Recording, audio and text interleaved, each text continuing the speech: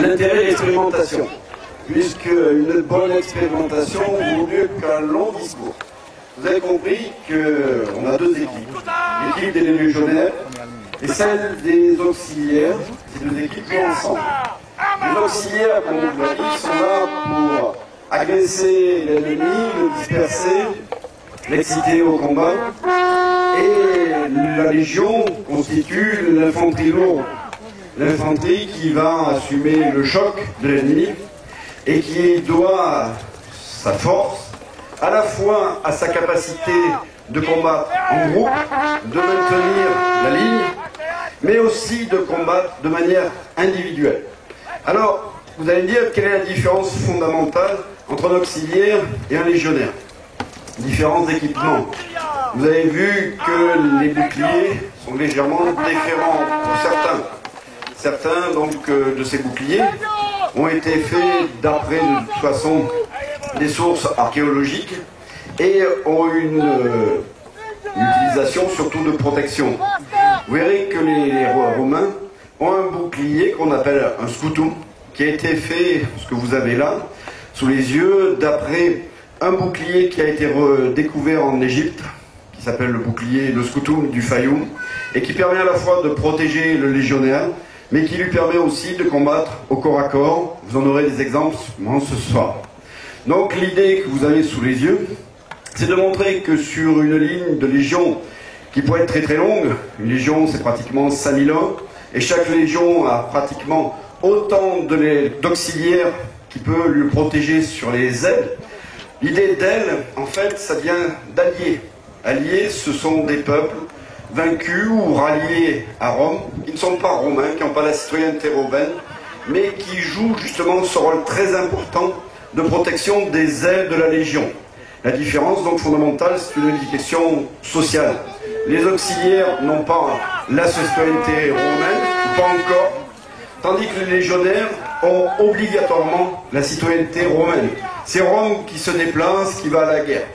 Donc les auxiliaires, que ce soit sous la République ou encore sous l'Empire, sont là pour protéger la Légion, le cœur de l'armée romaine, sur ses ailes.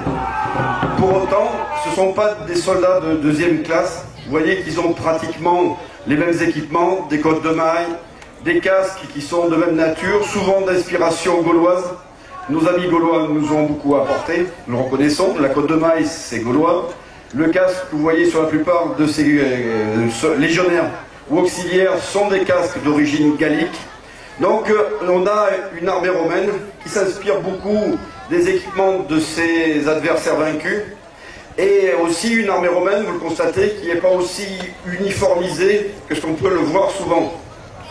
Le soldat romain est un soldat professionnel, mais il s'équipe finalement au gré des opportunités. S'il a souvent des casques gaulois sur la tête, c'est parce qu'il a pu les récupérer. C'est pareil pour les cottes de maille. Et quand il n'a pas de cotte de maille, ben il va combattre avec une tunique. Il s'adapte, c'est le pragmatisme des Romains que vous pouvez voir là. Donc vous avez pu voir les auxiliaires passer à travers les couloirs laissés par la Légion. Ils peuvent donc à la fois aller chercher l'adversaire et aller trouver du refuge derrière la Légion.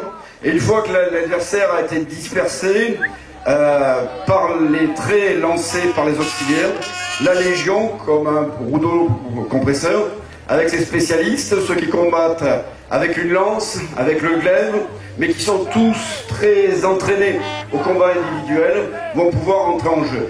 Donc c'est pour ça que la Légion romaine, malgré des défaites parfois, il faut bien le dire, a été quand même une armée qui a dominé ses adversaires pendant plus de 3 siècles. Donc vous en avez une représentation qui est aussi de l'expérimentation. Tout ce que vous voyez a été fondé d'après des sources littéraires, archéologiques, mais il y a beaucoup de choses qui nous manquent, à nous historiens.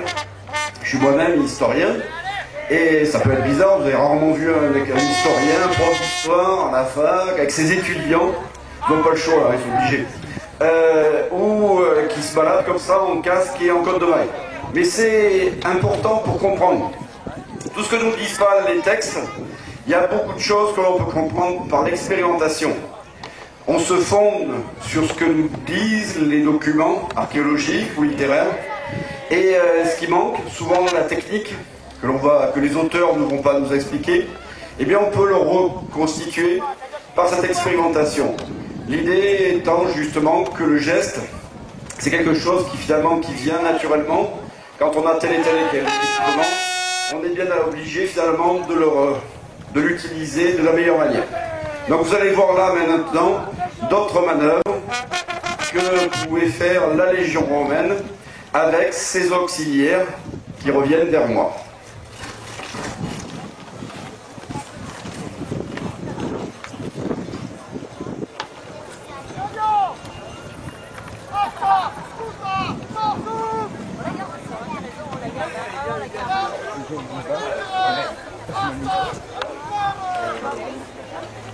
Bien, dans les manœuvres connues, célèbres et réelles de la Légion romaine, il y en a une que vous connaissez tous, c'est la tortue. La tortue peut servir à plusieurs choses. Elle peut servir par rapport à un siège, pour s'approcher au plus près des murailles de l'ennemi, quand il s'agit de murailles finalement relativement faibles. Si c'est un grand mur avec de grosses défenses, on ne va pas s'amuser à envoyer des hommes simplement pour protéger par le bouclier. Mais ça peut servir aussi au combat. Face à la Légion, il faut imaginer que vous avez beaucoup d'archers, beaucoup de frondeurs aussi. Donc l'utilisation de la tortue peut être intéressante justement pour assumer cette volée d'artillerie légère et permettre d'arriver le plus intact possible au contact de l'adversaire. Et c'est là où souvent la supériorité de l'armée romaine, si elle arrive en ligne, en cohésion, peut faire vraiment la différence par rapport à quelque adversaire que ce soit.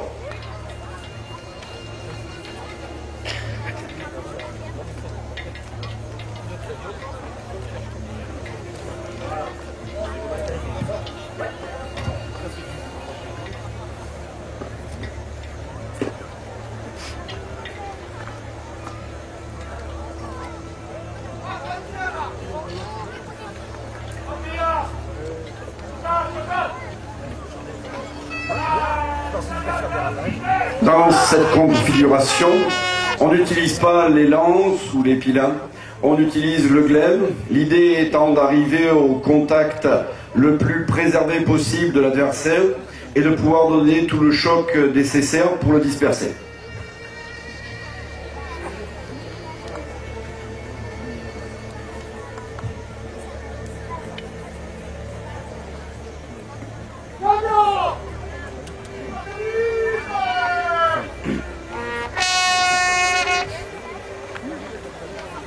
La Légion au centre, les auxiliaires sur les ailes, comme il est de tradition.